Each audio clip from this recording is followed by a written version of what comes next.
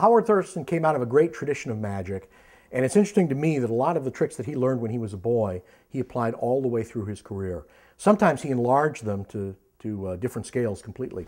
For example, a little trick that he learned when he was a boy, tearing a piece of paper up and restoring it to one piece again, was one of the last tricks that he put in his show in the 1930s. He did it with a sheet of newspaper on stage. Thurston also considered that it was always a good idea to instruct the audience a little bit about magic. He sold souvenir books that taught tricks. So with that thought in mind, I've put a few explanations in the book to tell you about the ingenious secrets behind this great magician. And I thought what I'd do is teach you a trick right now. Now this is very, very simple, of course. This is just a little bit of sleight of hand.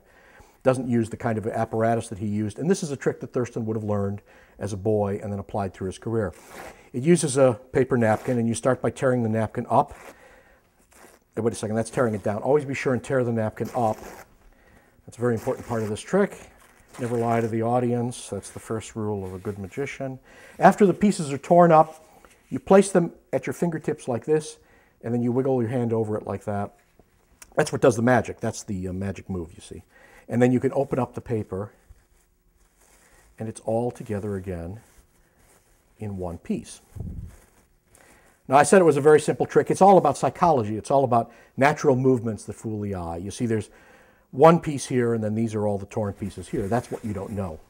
When I reach in my pocket, I take out this napkin, and a second after that, unnoticed, my hand comes out with a wadded up napkin in this hand.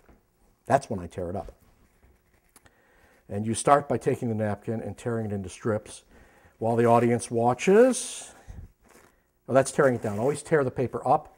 If you say you're going to tear it up, I'll explain why. That's a very important part of the trick. Once you have all of the pieces, you take them and you wad them up and you place them right at your fingertips here, and then you do this little move over it. Now that's the misdirection. That's what magicians call misdirection, because no one's ever watching closely at that moment. I'll show you what happens from the back. You see, what happens is when you wiggle your hands over this piece, you just switch it for the other one. No one notices that. Now you can open up this wadded up piece of paper and show everyone that it's all together again in one piece. It's a very, very simple trick. The only hard part of it, and that is part of the psychology, is that sometimes the audience sees the extra pieces sticking out of your hand. And if they see the extra ones, then you have to blow on that. And if you've really torn them up instead of tearing them down, you can open these up, and these are also all together again in one piece. That's the first rule of magic, is that you never tell the audience how it's done. See? I think one of the fascinating aspects of Thurston, one of the things that wasn't understood for many years, is that he started his career as a confidence man. He certainly exhibited those traits. He was able to control the thoughts of the audience. He had a psychological effect on everyone that he worked with, and the audience often remarked on the kind of psychological presence that he had, the control he had over an audience. And I think that's directly attributable to his skills as a confidence man, even though he never admitted it. So I'd like to try a little something. I want to show you exactly how that sort of psychological skill works, even if you're not aware of it.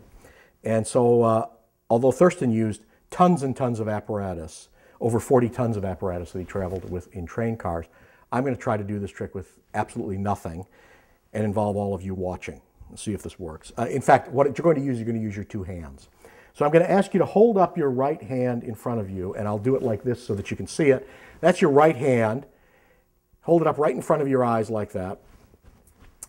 And then with your left hand, I want you to touch your little finger like that. Just touch your little finger.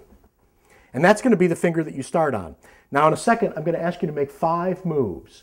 And you can move to any finger that's next to the finger that you're there. And the thumb's considered a finger as well. So these are the two end fingers, the little finger and the thumb. So you make 5 moves. You can move 1, 2, 3, 4, 5. You can move 1, 2, 3, 4, 5. But just always make one move back or forth to the next finger. So I'm going to ask you to do that now. Start with your finger on your little finger and now make 5 moves. 1, 2, 3, 4, 5. And wherever you are, just stop with your finger on top of that other finger. And you see, this is where the psychology comes in, because I mentioned these 2 end fingers, and I can tell that you avoided those 2 end fingers. So I'm going to ask you to fold them in like that. And I know that you're on one of the remaining 3 fingers. Now just keep your finger right where it is. Don't tell me if I'm right or wrong. I'm going to try to be right 3 times. Now I'd like you to move 3 more times. Wherever you are, make 3 moves to the next finger. 1, 2, 3, and stop. Hold your hand right there, and I can tell that you're not on this finger, so fold it back. That's the second time I'm right. And now the third time, the mark of a real con man, I'd like you to move one more time. Move to the finger next to the one you're on, hold it, and this is the third time I'll be right. This is the finger you're on, and that was the choice you made. Free will, but I'm afraid it was a little bit of a confidence game.